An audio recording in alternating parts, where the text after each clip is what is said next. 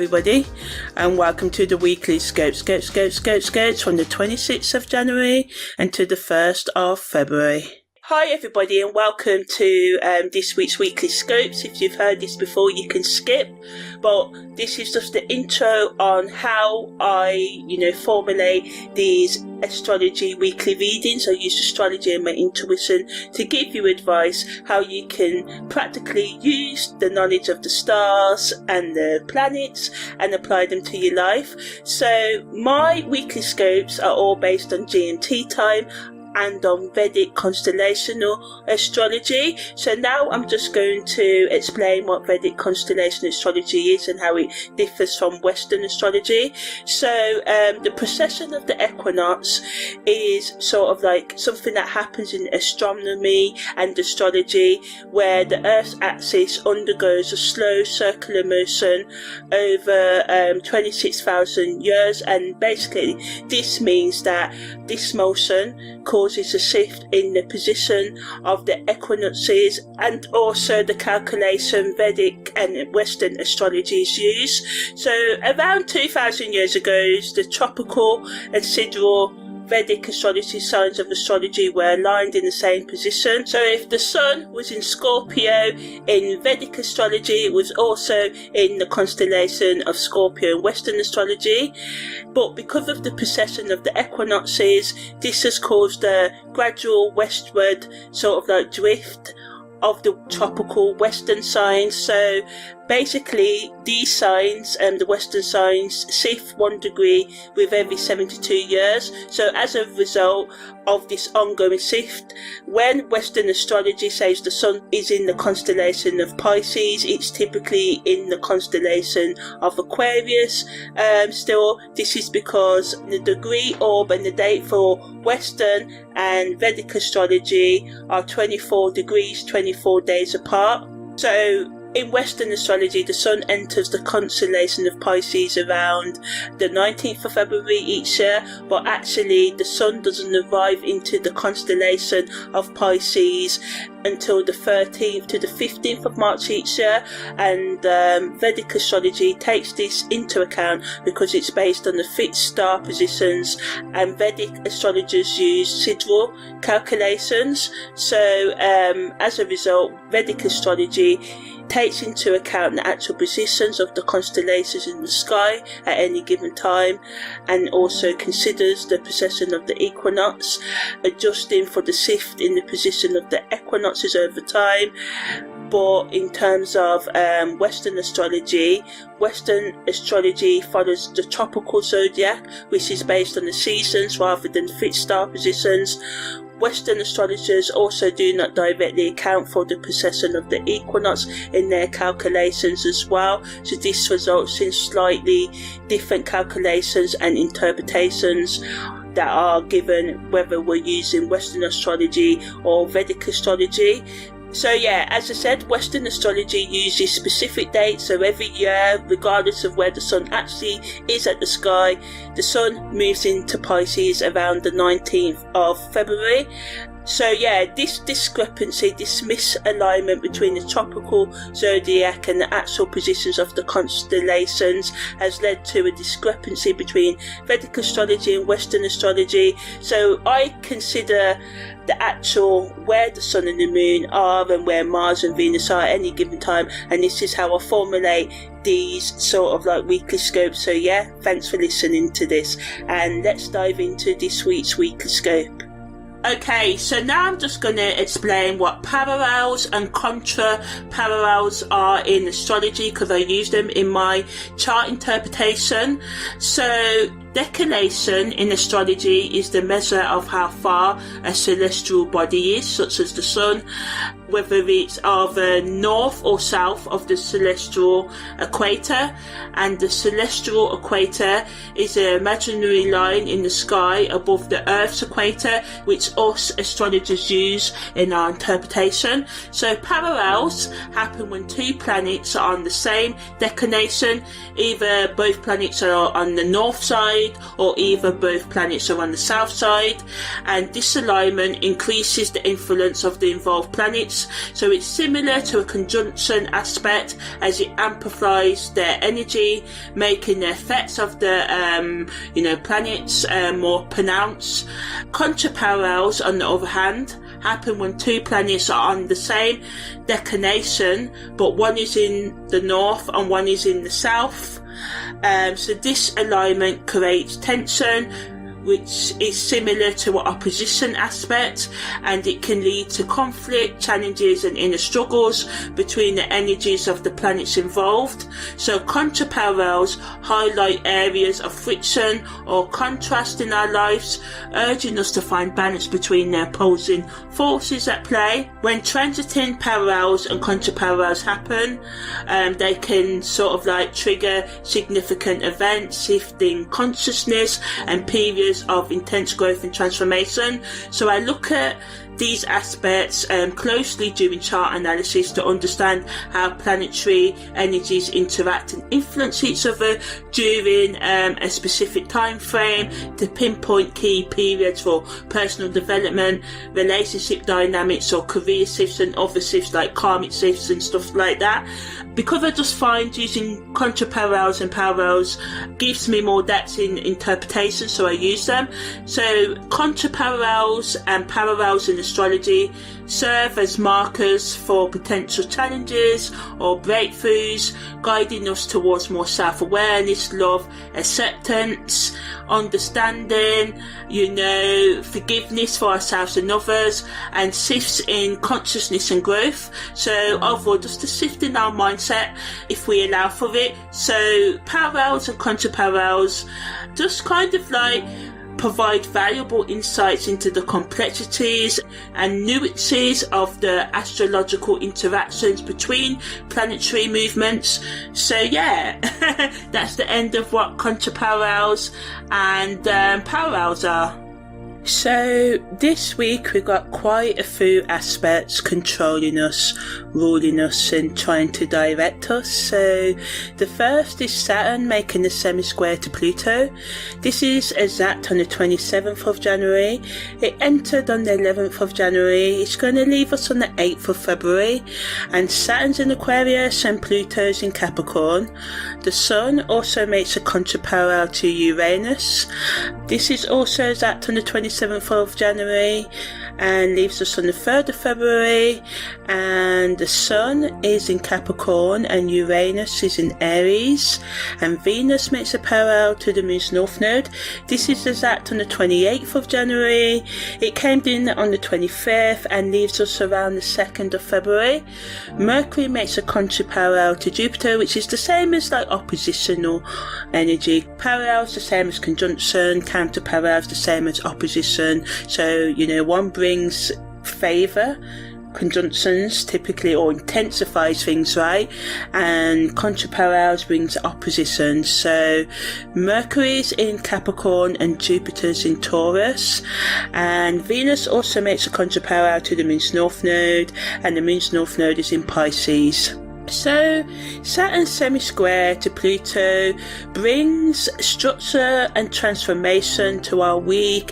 It allows for deep personal growth and allows us to continue with the work which typically comes up in January anyway, of reflecting on our goals and our fears. It encourages us to be more innovative in our thinking, looking forward, rather than seeing things as challenges, seeing them as things to overcome. And it really, with Pluto in Capricorn, it emphasizes the importance of accountability and discipline, because a lot of the time we can't control external people, and even when we try, it's only to a certain extent. So the only thing we should try and direct and manage in loving and understanding ways is ourselves. And this week we're supported by this aspect to really progress. Although it brings friction to us, this friction is waking us up to hey, get outside of your comfort zone. Psychologically, it allows us to really uncover our hidden fears and traumas that we need to resolve, especially those around abandonment, having authority, having routine. A lot of us bring chaos or act chaotic or procrastinate because there was probably too much discipline when we was younger, and now we don't want it at all, or we was never taught discipline, because it can work both ways, but this energy really wants us to face home truths and think about how you can change your life so it's beneficial for you, and especially in you reaching your goals and finding your inner peace and happiness. So yeah, although Saturn's strict energy can clash with Pluto's desire and need for change, and this can lead to feelings of frustration and power struggles, and we can find ourselves wrestling with imposed limitations and societal expectations of our friends, lovers, and this can create a sense of internal conflict because these can go against what we want for ourselves. On the spiritual and esoteric level, it allows us to learn the importance of being both stable and being open to change, which may seem contradictory, but change is the only constant thing, right? The years change, the days change, the minutes change, the hours change, right? So there's the stability. The stability is not in avoiding the change, but in learning to be stable while the change happens, right?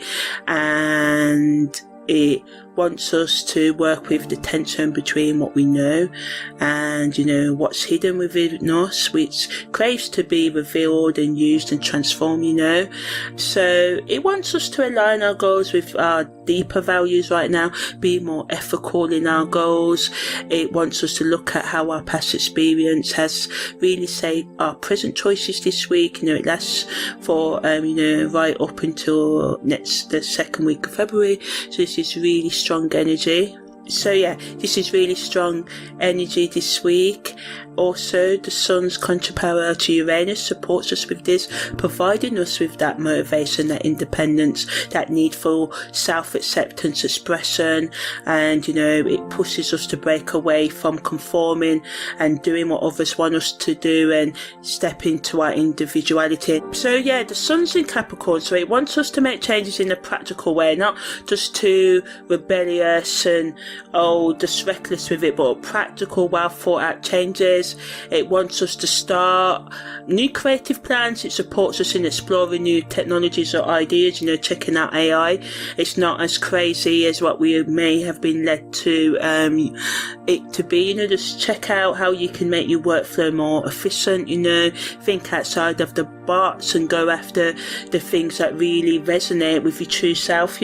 Psychologically, it wants us to think about where we feel kind of restricted, constrained, people getting in the way or things getting in the way, traditions, people saying you have to do things this way, but it can also add to the tension of us being restless, rebelling against authority, even our own authority and discipline this week, and also causes us to be flippant in our words and actions and impulsive, and others can be like this, and this can lead to unexpected conflicts, and the erratic nature of Uranus can just push unexpected things, like I said, that can be freeing, liberating, yes, but also can be disorientating and kind of get in the way of us progressing spiritually and esoterically. It wants us to see change, especially those that we need to make as a catalyst, a need, a push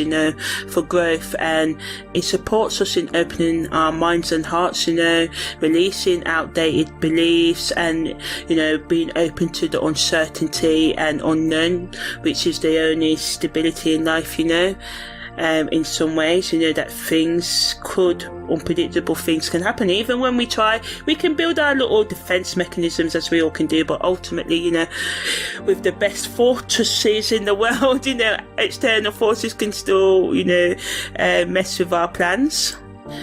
So yeah, the best use of this energy is allow yourself the freedom to explore but stay grounded in your core values, and if you don't know what they are, take time out to find them over the coming year and years. Venus also makes a parallel to the Moon's North Node, so again it supports us in having deeper connections with ourselves and others, having more compassion and empathy in our relationships, gives us energy to heal ourselves on the emotional, spiritual, psychological levels. It can lead to intuitive insights and increase emotional awareness. This can assist us in making the decisions that we need to make, especially those about ending or starting relationships as well.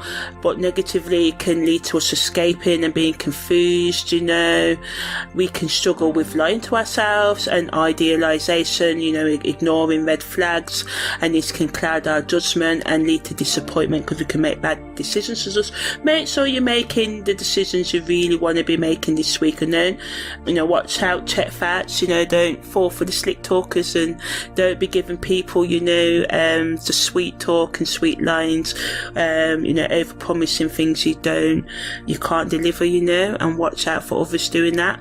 Psychologically, it pushes us to seek authenticity in our relationships and clarity in them, and confront the illusions we have about love and relationships. Spiritually, it reminds us to align our desires with our higher self, our real needs, developing a deeper understanding of love that transcends just being attached to someone and seeing them as a possession. One of the lessons I've learned is that we need to see people for who they are, and that's where the love happens, right? In the acceptance of not projecting our ideal, but getting to know the person layer by layer, taking the time to ask those real important questions, holding space, nurturing each other, realizing this person's needs may change over time because we're all living, breathing entities subject to change. So getting real on what love is, and why we should be more careful before jumping into commitments and stuff. And a lot of us are, right? We're becoming a lot more cautious and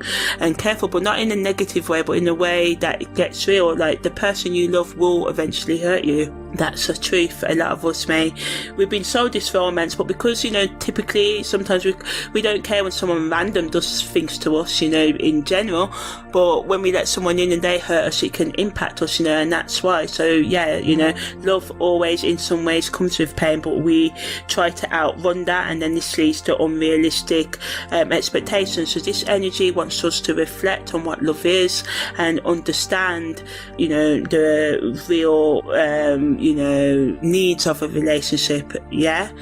So yeah, Mercury makes a contraparallel to Jupiter, so this increases our communication skills and allow us to speak our ideas with more clarity and confidence. It encourages us to be more practical and disciplined in our thinking, and Jupiter in Taurus supports us being focused and working on tangible outcomes, being productive with our time and energy and not wasting it, being optimistic, and it allows us to be strategic in our planning and goal setting, and helps us with having those difficult discussions around finances and personal projects and matters and intimacy. And it can just really helps us with bringing a sense of abundance and being mentally transparent and clear right now, and working with others and networking can really lead to beneficial plans as well. But negatively, it can lead to us over-exaggerating, white lies or excessive lies, overconfident, misunderstandings, unrealistic expectations, and this can surface as anxiety over our performance, and it can bring an overwhelming need to show off our intellect and create stress, and it invites us to reflect on the balance between ambition and humility, and it can push us to consider how our thoughts and actions and our beliefs shape our reality, as well as the importance of grounding our goals in practical actions. It encourages us to be mindful in our approach to communicate, pushing us to use the powerful energies at play while remaining aware of limitations. Venus also makes a contra-parallel to the moon's north node, so this, adds to our ability to, reach emotional depths this week and experience growth with our relationship with ourselves and others. And it just allows us to be more intuitive as well, and just, be open to understanding the motivations behind our relationships and our own behaviours. But negatively, it can make us codependent, especially too overly dependent on others, due to, being too idealistic, as I mentioned earlier. So this amplifies that energy. Psychologically, it reminds us to question our boundaries, rework our boundaries, and establish healthy boundaries if you don't already have them. Spiritually, it wants us to grow through surrender, letting go and accepting the things we need to let go of, and forgiving ourselves of our past. It pushes us to flow with life rather than cling to rigid beliefs, and esoterically it wants us to, become more self-aware and, work on healing ourselves on the emotional, spiritual and psychological levels, and, question our understanding about love and come to a deeper understanding about what love and relationships actually are, and why they can be necessarily like a job. So this is why we have to be careful, who we pick to have them with and who we continue to have them with. So this week it wants us to, really delve into the mechanics of love, and, date nights where you work creatively together, meditate together can really help you, and date nights where you practice active listening, which is listening to understand rather than, a lot of time we have conversations and we already know what we want to say before the other person finished saying what they're saying, but active listening, we listen and we're trying to detect the underlying feelings of what they're saying and ask the right questions, right? Because a lot of the time, it's not how people say things. Sometimes things can get heated and they can say things in a way that trigger us or make us uncomfortable, or, because not necessarily because it's bad what they're saying, but because we don't want to face the truth of our behaviours or the reality of what they're saying, So this week is all about getting real with ourselves and others, going beyond superficial expressions of love and relationship, So now I'm just going to talk about the aspects that the planets make each day this week and how they enchant our week, right? So the moon enters Sagittarius on the 26th of January at 2:56 a.m. Mercury makes a sextile with Neptune, and Venus makes a sextile with Uranus. So the moon in Sagittarius allows us to open our minds and be optimistic. It allows us to have a thirst for knowledge and a desire for freedom. So it's good, supports us in learning and being philosophical and open-minded, and seeking out experiences that challenge our routine and stimulate our intellect or stimulate us in other ways. And we may find inspiration in unexpected places. So don't just readily turn down everything this week, Try and say yes if it's healthy for you, and you never know where that yes may lead you. But also don't be too idealistic and ignore the red flags, right? So Mercury also makes a sextile to Neptune, and this can increase our intuition and creative expression, and this allows it to be a perfect moment for creative plans and spiritual projects and expression, and it can make us feel a stronger connection to our dreams and subconscious, and it sort of invites insights that can guide our decisions. Venus also makes a sextile to Uranus, so this can make us be more excited and spontaneous, and encourages us to make changes in our romantic life. Some of us may go on dates with people we don't normally go on dates with, and going back to what I said about saying yes, right, this can be really good for some of you. Open your heart to new possibilities and allow yourself to experience joy and newness in relationships. This brings in nostalgia, but be careful about revisiting the past as well, because sometimes an ex is an ex for a reason. On the 27th of January, Saturn makes a semi-square with Pluto, the Sun makes a quintile to Chiron, Mercury makes a semi-sextile to the Moon's North Node, and the Sun's counterparallel to Uranus is exact at 8:51. So I talked about Saturn semi-squared Pluto earlier this week. The Sun's quintile to Chiron allows us to be gentle with ourselves and others. It reminds us to and allows us to explore ourselves and to heal ourselves. Encourages us to be vulnerable and turning our weaknesses into strengths through creative expression and compassion for ourselves and our life's journeys. Mercury sextile to the Moon's North Node supports us in going after what we really want, thinking about our personal goals, doing the daily actions to reach our goals, and can give us insight into what our future goals should be. The Sun's contrarial to Uranus allows us to challenge tradition and our ways of doing things, and sort of like go against just staying in our comfort zone, pushes us outside of our comfort zone, and like giving us that bring it vibe, let us change it and, work towards better, allowing us to break free from restrictions. On the 28th of January, Venus enters Pisces at 1:33 a.m. The moon void of course starts at 4:53 a.m. The moon enters Capricorn at 9:22 a.m. Venus makes a parallel to the Moon's North Node at 11:53 a.m. and I talked about that at the beginning of this week. So Venus in Pisces, I've done a long in-depth breakdown of that, but it allows us to focus on being more compassionate and creative in our relationship. It encourages us to use our intuition and explore romantic connections on a deeper, more spiritual level, but we just need to watch out for idealizations and over promising and illusions that can cloud our judgment. It wants us to develop empathy and understanding, balancing our desires with realistic perspectives right now. The moon void of course allows us to reflect on our emotional needs and priorities before moving forward.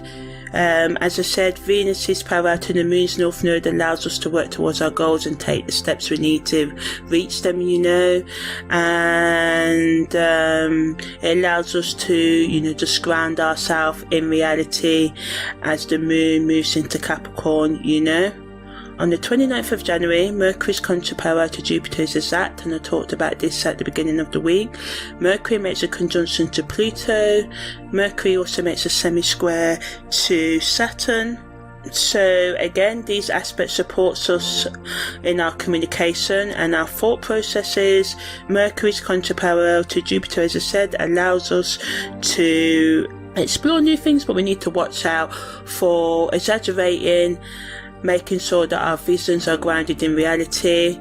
Mercury's conjunction to Pluto can help us empower ourselves and others, but it can bring power struggles in our communication and intensity because of what we may find out, because of, we may ask those probing questions and secrets may be revealed, Mercury's semi-square to Saturn allows us to overcome obstacles that come up, but it brings tension to our thoughts and add to the tension in our communications, right? But if we take time out to reassess our priorities right now, this can clarify our intentions. And the new moon, I've done a full breakdown of this new moon in Capricorn and what it means in a separate audio, but again it just gives us the opportunity to set new goals and intentions and really align with newness. On the 30th of January, the moon enters enters Aquarius at 1:05 p.m. Uranus goes direct, and I've done a whole separate audio about that if you want to check it out. And the Sun makes a trine to Jupiter. The Moon in Aquarius allows us to explore ourselves, and this can lead to breakthroughs in creativity and, you know, help us to work with like-minded individuals. But the detachment this brings can lead us to, you know, being emotionally cold and cause problems in our relationships, and can lead to burnout because we don't give ourselves enough rest over the next 2 to 3 days, you know, so just watch out for that. Remember, you know, it's important to stick to our goals, but we must also honour our commitments. If we say we're going to be committed to someone intimately, then we need to, you know, knock them out, just be like, I need time out or whatever, you know, there's ways of doing things.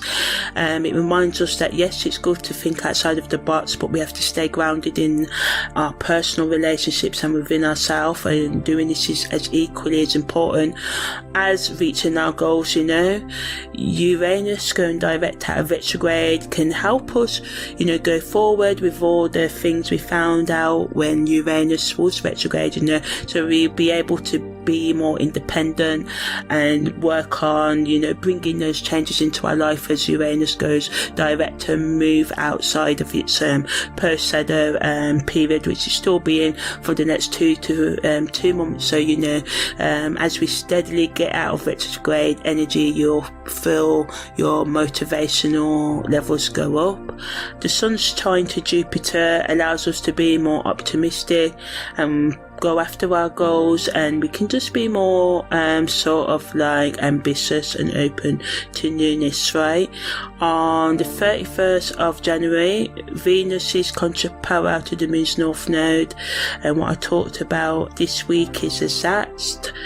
On the 1st of October, the Sun is in Aquarius, the Moon is in Pisces, Mercury is in Aquarius, Venus is in Pisces, Mars is retrograde and out of bounds in Cancer, Jupiter is in Gemini in retrograde as well, Saturn's in Pisces, Uranus is in Taurus, Neptune is in Pisces, Pluto's in Aquarius, Chiron's in Aquarius, and the Moon's North Node is retrograde in Pisces. So on the 1st of February, the Sun makes a semi-square to Venus and Neptune, Mercury makes a quintile to Chiron, Venus makes a conjunction to Neptune, the Sun makes a semi-square to the Moon's North Node, Venus makes a conjunction to the Moon's North Node too, and the Moon's North Node goes direct, and the Moon enters its Crescent Moon phase as well. So the Sun's semi-square to Venus and Neptune can make us confused, and especially confused about our, you know, desires and ideals and our practicalities as well. So it wants us to reevaluate our creative goals and our romantic relationships and urges as well. You know, making the changes we need to there. Mercury's quintile to Chiron allows us to channel our emotional wounds into more meaningful communication, and this can allow for healing discussions that can strengthen our connections, and, you know, sort of like increasing our desire for beauty and romance. And it's just a fertile energy for us to deepen our emotional bonds. The Moon's North Node going direct supports our emotional sort of like stability in our relationships as well, and just feeling things, you know. The Moon entering the Crescent Moon phase supports us in planning new things, but we just need to watch out for becoming frustrated because of impulsive decisions. You know, think about what you're starting.